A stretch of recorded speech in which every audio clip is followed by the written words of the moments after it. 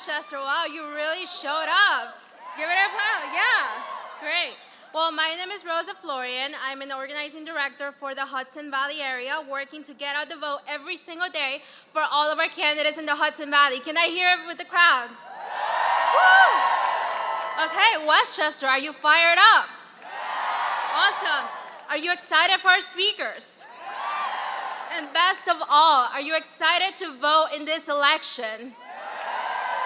You know, every year we hear that everyone, it's the most important election of our lifetime, but every election is important, and this one is most definitely is. Our rights are on the ballot. So, can I hear, do you have a plan to vote this election? Amazing. Well, if you don't have a plan to vote, make sure you make one. Make one for your friends, make one for your family, your coworkers, everyone. The stakes could not be higher. We as young Dems, everyone up here in the front, as young Dems, we have to show up to the polls and go out to vote and show them that we are the future. We are going to show them that we're voting elected officials, but we're going to be the next elected officials. You know, abortion's on the ballot. Gun safety is on the ballot. Our democracy is on the ballot. The choice could not be more clear. We want someone who is going to fight for us every single day, who's going to fight for our rights, is going to fight to make our communities safer and stronger. And folks, that someone is here with us tonight. So can I just have the crowd make some noise as much as you can for our governor? Come on, I can't hear you guys. Show them what Westchester has. Let's do it. For our governor, Kathy Hochul.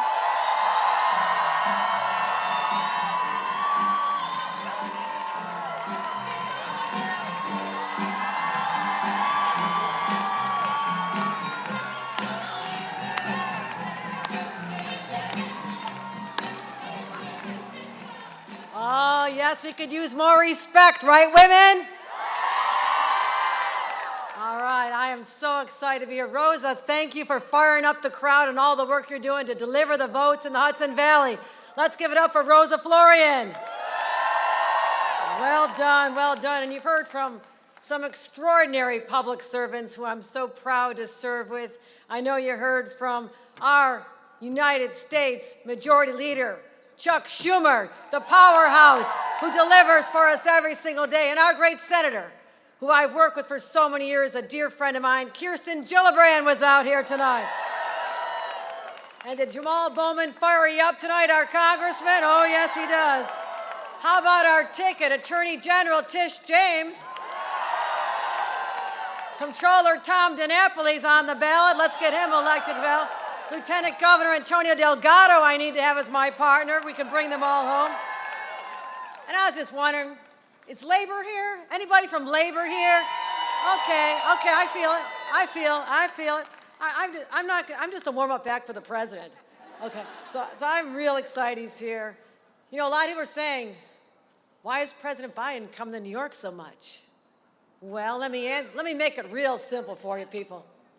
He comes here to announce, because of our efforts working with Chuck Schumer, President Biden, and myself, he comes here to announce, 50,000 new jobs because Micron's coming here and didn't go to Texas. Now, he can come any day and announce that. The largest private sector investment in our state's history. We got that done. But also, he was here not long ago. Might he come? How about $20 billion investment from IBM? Yeah, he can come anytime for that. And why is he here tonight? Well, thank you. He's here tonight because he knows there's no place better in the entire United States of America than New York. Who doesn't want to come to New York? Of course he's here in New York. Of course he's here. This is the greatest place to be, so don't question why someone comes to New York. Everybody wants to come to New York. So I think about what's been happening in Washington as well. Chuck Schumer, Kirsten Gillibrand, and our president. What's been described as the most transformational pieces of legislation to lift people up since the New Deal. Now, that's pretty bold, but that's a statement of fact. They got that done. That's what Democrats have delivered. Now, the New Deal reminds us of FDR, Well, does anybody know he lives just up the road a little bit? He lived up there. This is his home turf.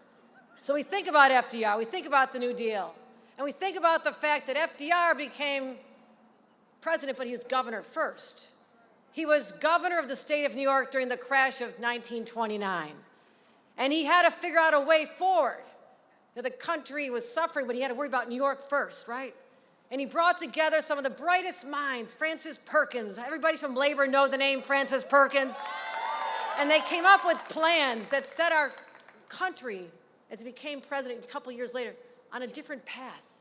So I'm proud to have in my DNA as a Democrat all the accomplishments that started back in this state with our then governor, who became a president, FDR, and the New Deal. So let's think about what we got. Support for workers. How about that? We support our workers. We make sure that nobody falls between the cracks. We make sure they have Social Security and Medicare and other programs as well, similar programs. So I'm proud to be an FDR-style Democrat, because that means things are getting done. But I'm also taking note, people are saying, you know, the problem with Democrats, they're doing all this good stuff, right? We have a lot of accomplishments, but they just don't message the right way. You know, the Republicans are better at the messaging. Well, I'm going to make it real simple for everybody, okay? I can come up with a real simple message. Do you want to have good-paying jobs? Then vote Democrat.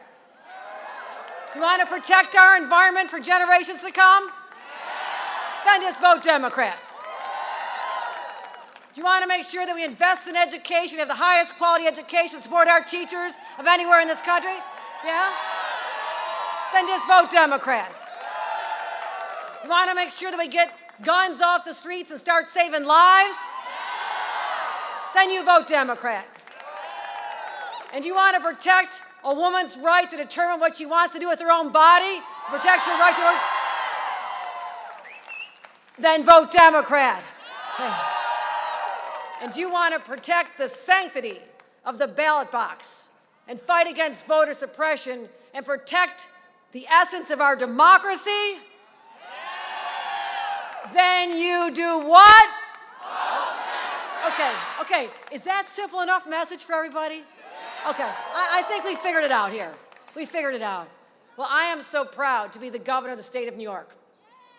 We have had some interesting times. I took office unexpectedly. We had to deal with hurricanes, and the pandemic got worse, and we had a mass shooting in my hometown of Buffalo. We had to deal with the Supreme Court overturning my right as the governor of New York to protect citizens under a law that was there for 100 years to say you shouldn't be able to carry a gun in your classroom here at Sarah Lawrence or on a subway or in our churches or our synagogues. I had to deal with that. I had to deal with the fact that they tried to take away rights to an abortion by overturning Roe v. Wade. And you know what my opponent says? Well, guess what he says? He goes, oh, no. Nothing changed in New York. No, I voted against women's rights. I've always been against abortion. I'm against all that. But nothing really changed here in New York after the Dobbs decision. You know why nothing changed here? Because I'm the governor. That's why nothing changed. It's not that complicated, my friends. So we know, you've heard from great speakers. You know it's at stake. You know we all need your votes. And all I know is one thing. When Democrats turn out to vote in the state of New York, we win. It's that simple. That's all we need to do. You turn out to vote, we win this. And I am so proud to be joined by the President of the United States, who is a person of great compassion and empathy, but also the strength and the intellect to guide our country through some tough times. He's been an amazing partner of all of us. The money that he has supported coming back to our states to help us get through the pandemic, lift up our communities, invest in health care and education and infrastructure, it's all happening because Democrats are in charge in Washington. And we have to continue to make sure that the Democrats are also in charge in the state of New York. And what I'm going to say finally, before I bring out our president, there's a lot, he's coming, don't worry. One more minute. I know, I'm just opening act. That's right.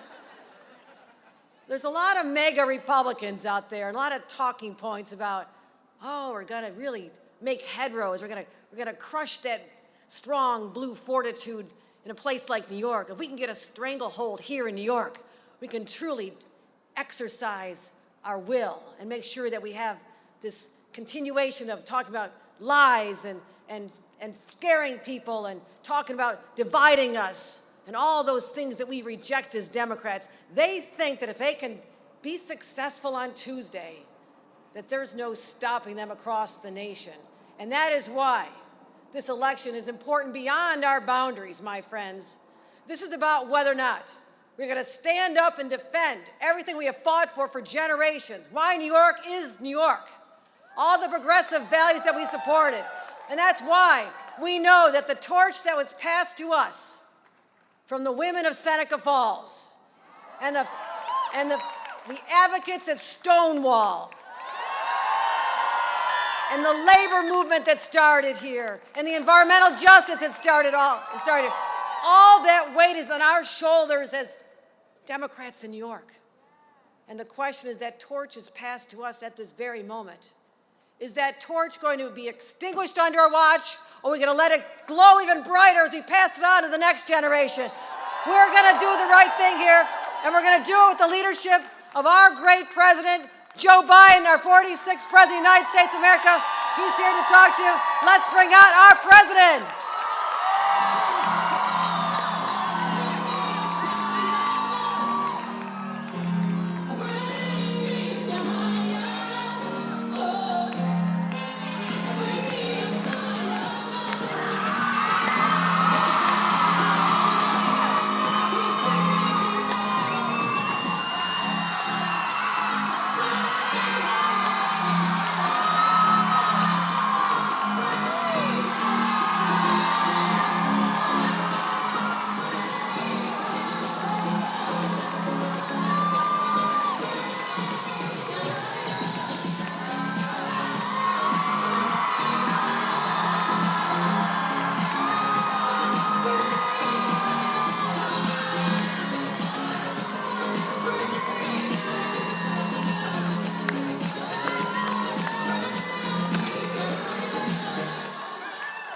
Hello, New York.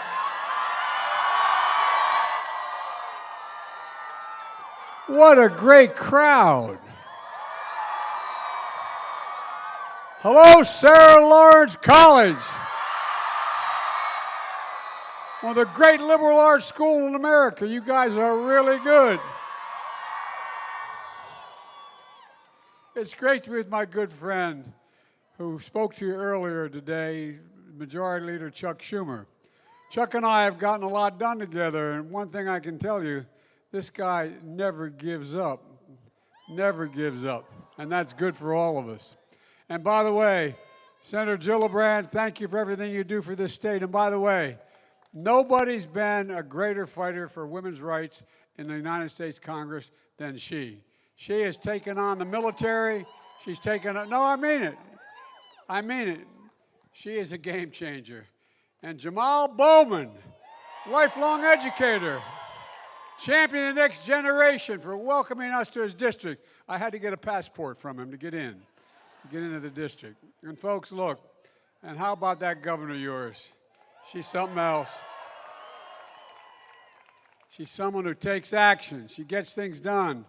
New York, you've got 2 days to make sure the rest of New York knows the good that they have in Kathy Hochul.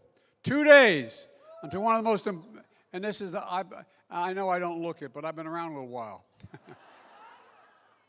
Somebody said my birthday's coming up, and I said, no, that must be somebody else. Hey, let them holler, let them holler.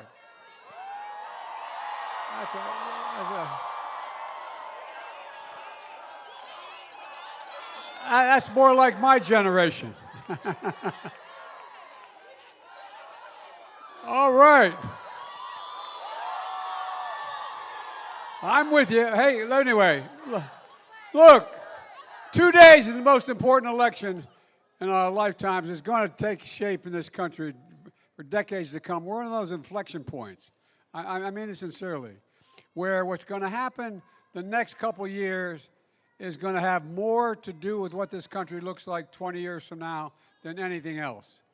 You know, let's be clear. Well, let Joe talk, okay? And we'll talk about it, okay? Look, this election isn't a referendum, it's a choice. It's a choice between two fundamentally different visions of America. I've said from the beginning, my objective when I ran was to build an economy from the bottom up and the middle out. And I tell you what, it's a fundamental shift, and it's working compared to the mega Republican trickle-down economics.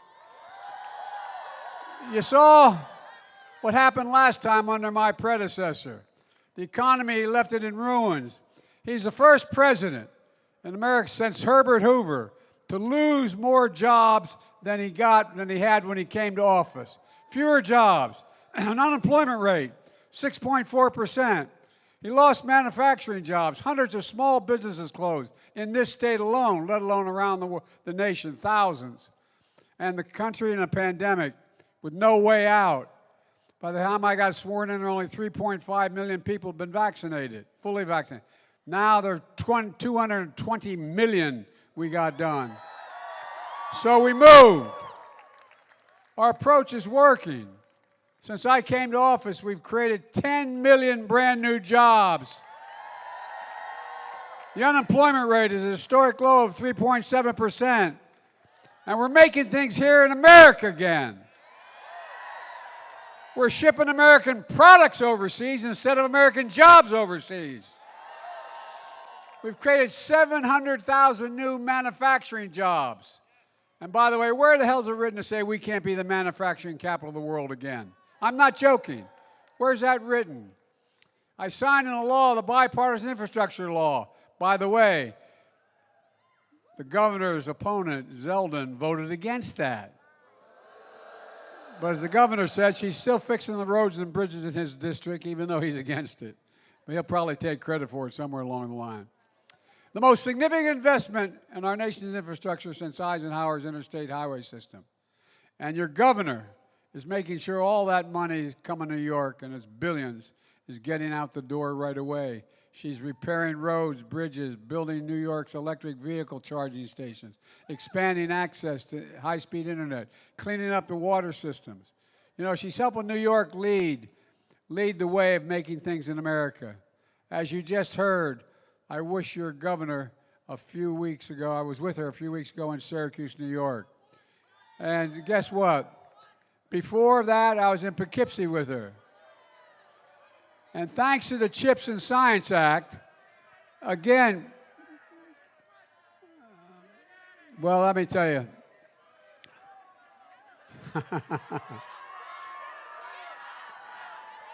I tell you, I love that.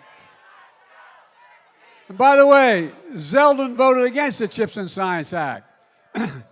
Chuck introduced and passed that companies are investing across America in manufacturing semiconductors at home. You know, one of the reasons why inflation went up so much the first quarter last year was the cost of automobiles. Why? They could not get computer chips.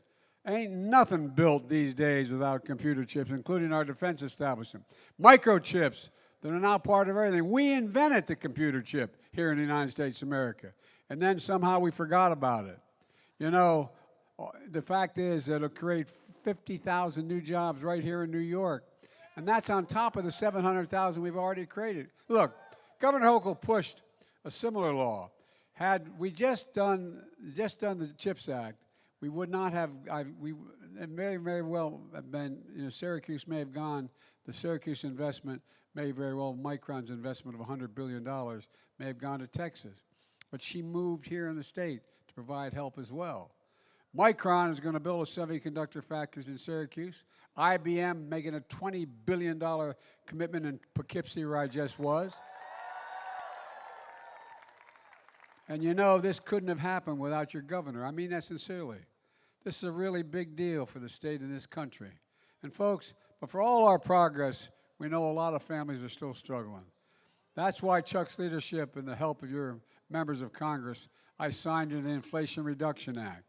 It's going to reduce the cost of everything that New Yorkers pay for every month. You know, Congressman Zeldin voted against that as well.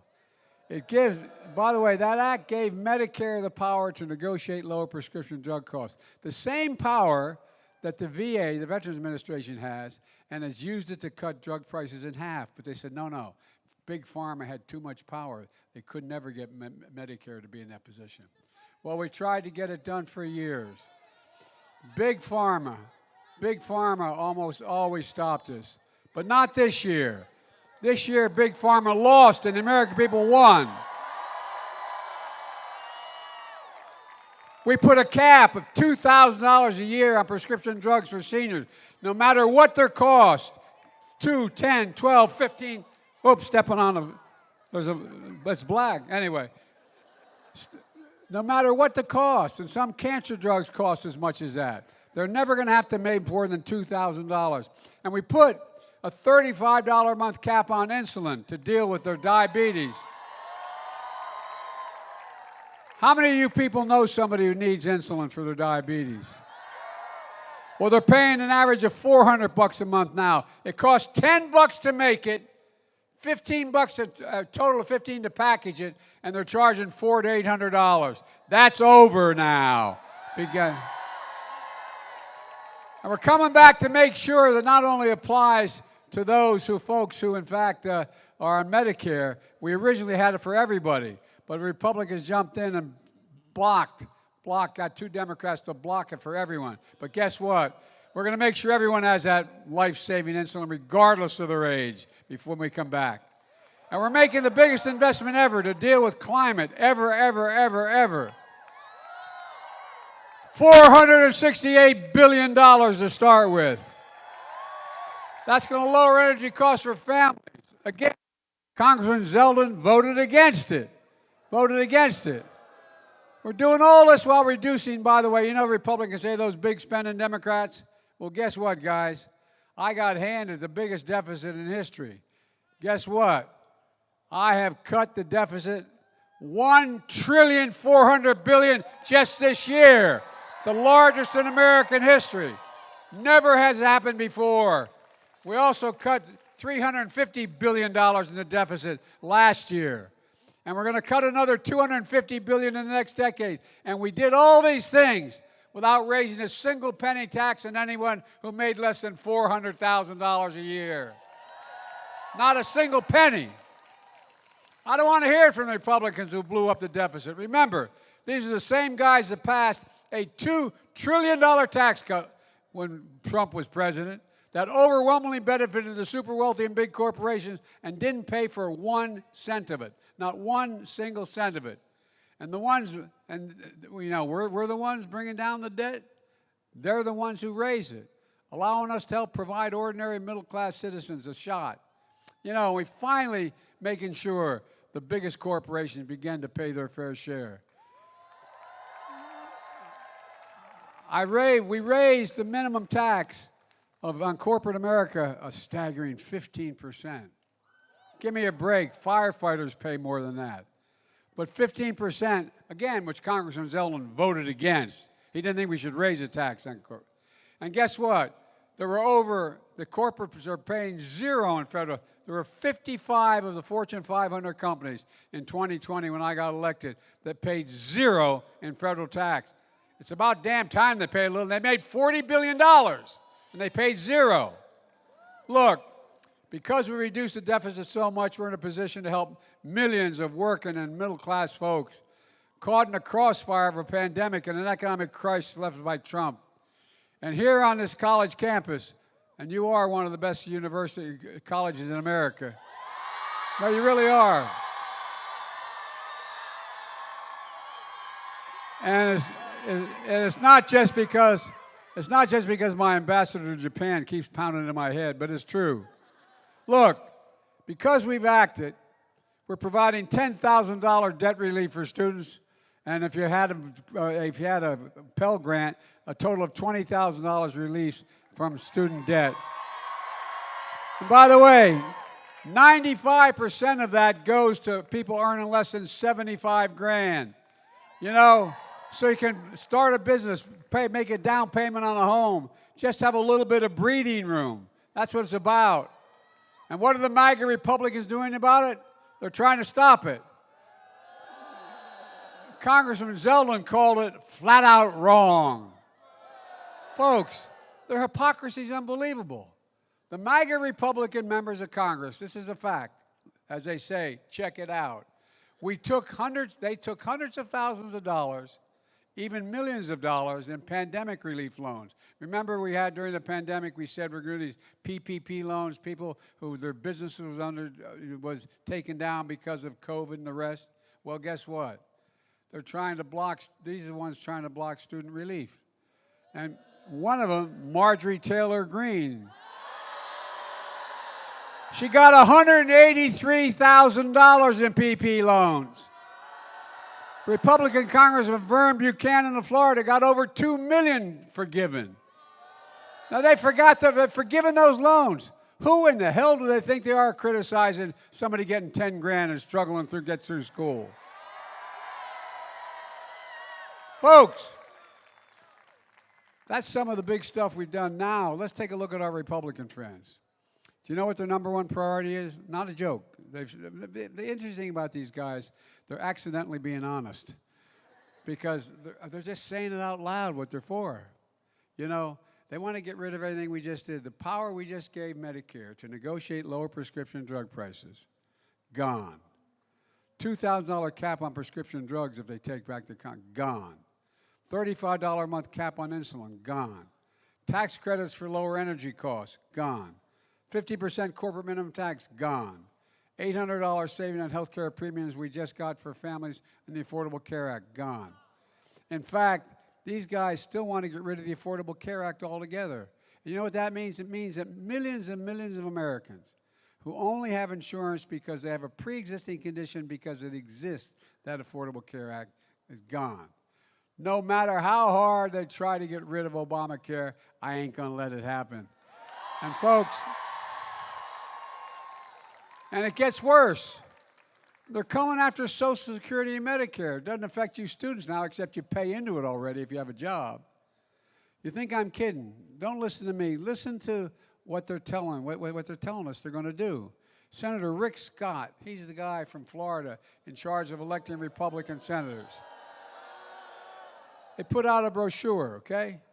Brochure says just one thing. All federal legislation sunsets every 5 years. Continuing quote. If a law is worth keeping, Congress can pass it again. Translation, if they don't vote it back into existence, it goes out of existence. No longer any major program. And then along came Ron Johnson of Wisconsin. As my mother would say, God bless his soul. He thinks 5 years, this is real. I wouldn't have believed this. They're just saying it out loud, as I said.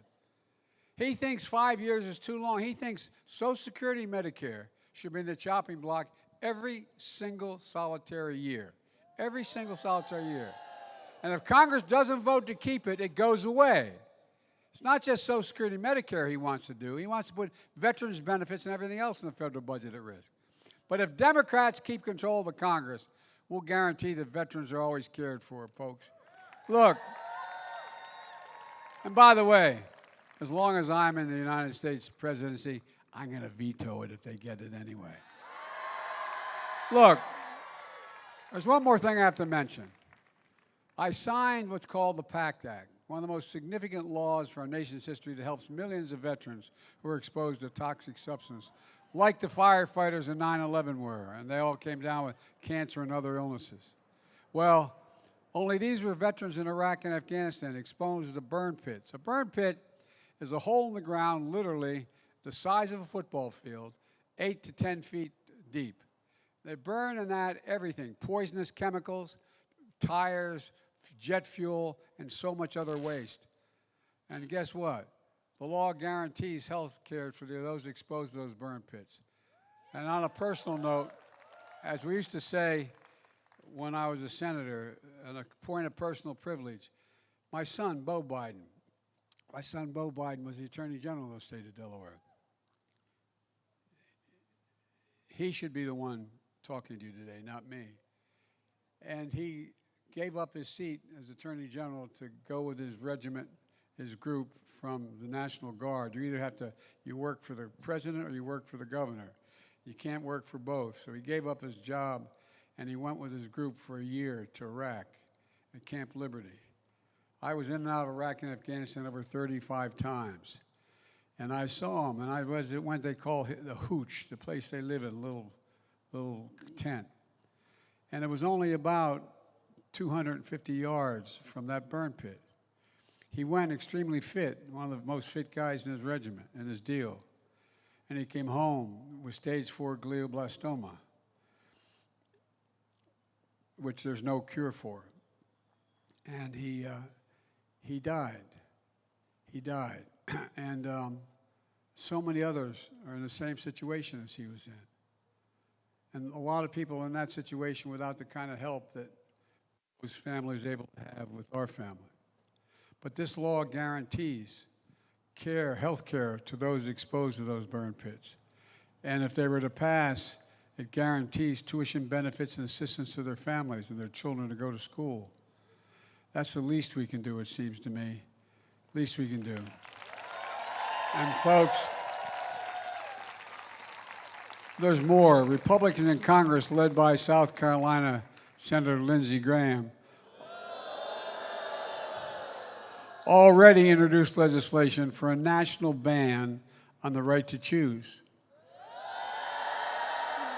Now, Governor Hochul is the first woman to serve as governor of New York. And on Tuesday night, with your help, she'll be the first woman elected governor of New York.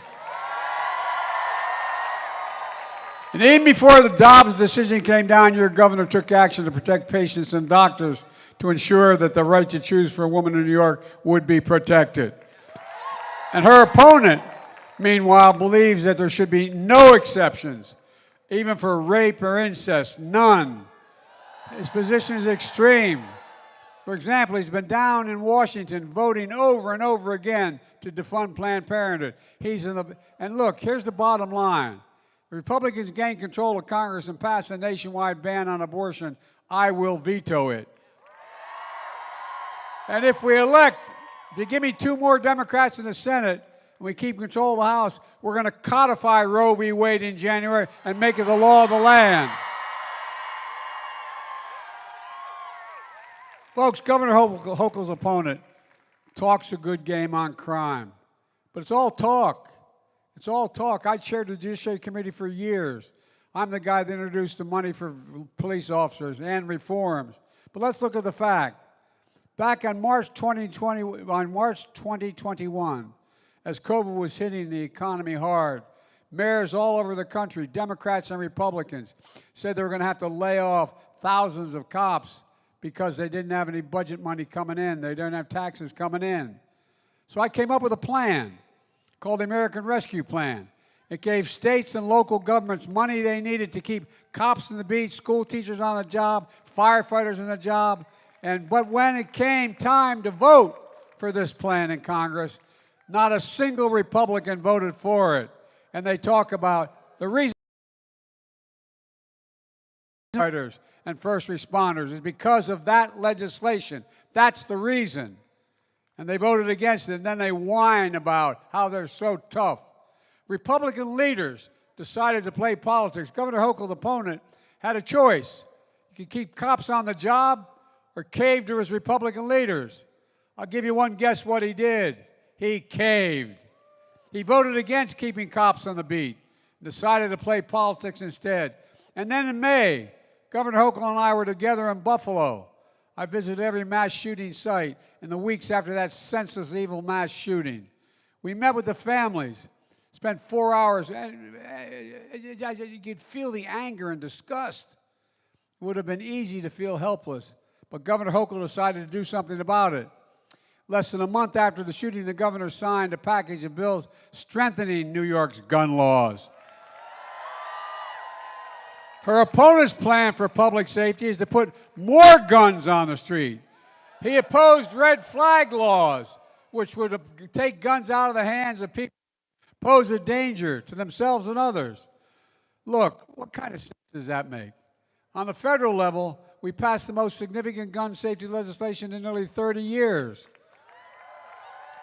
And Zeldin opposed it. And we're coming back. I'm the guy that got the assault weapons ban the first lasted for 10 years. And when we had that ban, mass shootings dropped precipitously. Well, I'm coming back and getting that assault weapons ban again. It makes no sense. And once again, Kathy's opponent is siding with the NRA. He voted against the assault weapons ban, refused to keep these weapons of war off the street. And as I point out all the time, what comes out of a muzzle of an assault weapon is 5 times quicker, faster than comes out of a muzzle of another gun. It can pierce Kevlar vest. There are not a whole lot of deer out there wearing Kevlar vests. Look, folks, this is crazy. If a politician won't stand up to his party leaders and keep cops in the beat, if he won't stand up to the NRA and get assault weapons off the street, do you really think he's going to take and help your families keep safe? Look, I tell you, he won't, but Kathy will. Folks, as I spoke about a few days ago, democracy is literally on the ballot. I've been making this case since I ran. You know, there are more than 300 Republican candidates for state, local, and federal office who are election deniers, who say that I did not win the election, even though the hundreds of attempts to challenge that have all failed, even in Republican courts. Well, Kathy's opponent is one of those election deniers. These deniers not only are trying to deny your right to vote, they're trying to deny your right to have your vote counted. No, I'm not joking. I'm not joking. With these election deniers, there are only 2 outcomes for any election. Either they win or they were cheated. No, I'm serious. Think about it. But let me tell you something. You can't only love the country when you win. And folks, these are the same guys, many of them, who said what happened on January the 6th, 2 years ago, the people who were engaged in that were patriots. No, I mean, no, all kidding aside, you're all students history. Most of you are not old enough to have lived it very much, but you're students of it. Can you think of any other time since the Civil War where anybody said things like that, where it's happened, where violence is condoned? Look what happened. My friend Paul, anyway, I shouldn't even get in, I'll get going. But Nancy Pelosi's husband, look what the Republicans said. Some of them making fun of it or making excuses. There's never been a time in my career when we've glorified violence based on a political basis. Let me close with this. Today, as I said earlier, we face one of those inflection points. One of those moments that not only comes around every 3, 4, 5 generations. We all know it in our bones that our democracy is at risk. Latest polls say 76% of American people worry about maintaining our democracy. And we know that this is your generation's moment to defend it, to preserve it, to choose it. And I want you to know, we'll meet this moment. Remember, the power of America lies where it always does, with you. That's not hyperbole. With you, the vote. And the reason everybody keeps asking me why I'm so optimistic. And I'm not joking, I've been saying this for a year, because of you. And I'm being deadly earnest. You're the best educated, you're the least prejudiced, you're the most engaged, you're the most involved generation in American history.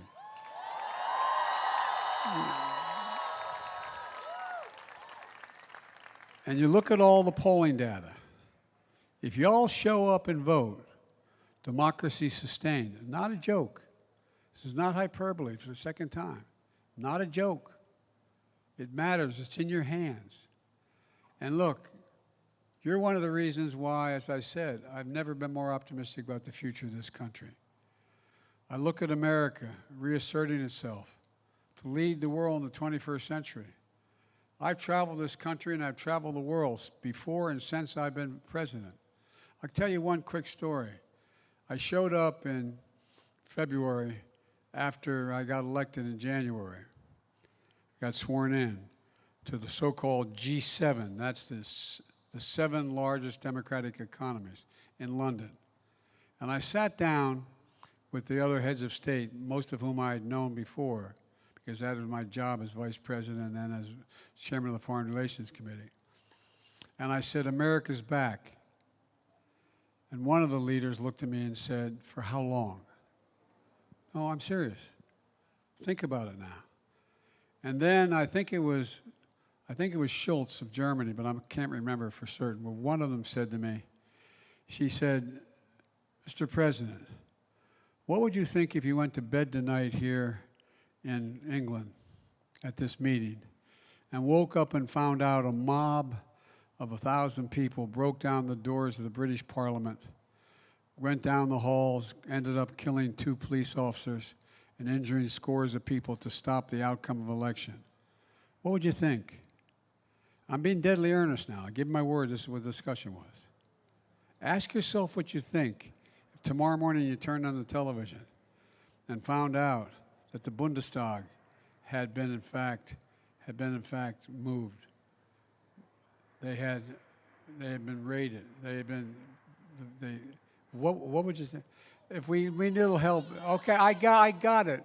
Let's get a little bit of help here. Someone faint. I got it. We'll get some help over here. Can we get some help? Do we have any folks out there that can help out? Raise your hands here, where he or she is. Okay. Come on. You've been standing a long time. Come on, do we have any medical help here? Or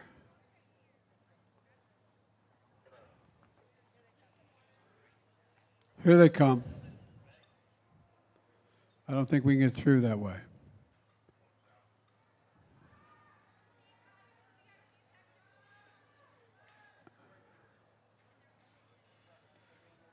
Here, hang on a minute.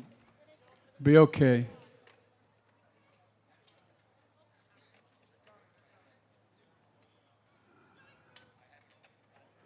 Coming through both ways here.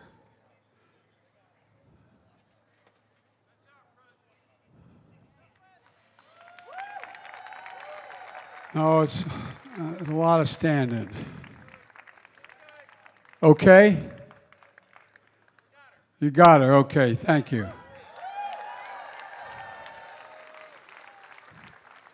Look, like I said, I look out at our country and I see how the rest of the world looks at us. They still look at us as that shining hope. They really do look to the United States. We've got to demonstrate who we are. I see a great nation because we're a great people. We just have to remember who we are. We're the United States of America. And there's nothing beyond our capacity if we work together. So vote. Get out the vote now. God bless you all, and may God protect our troops. Thank you, thank you, thank you. No more drilling. There is no more drilling. I haven't formed any new drilling.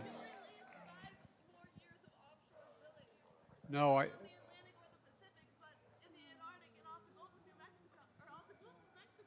that was before I was president. We're trying to work on that, get that done. Thank you.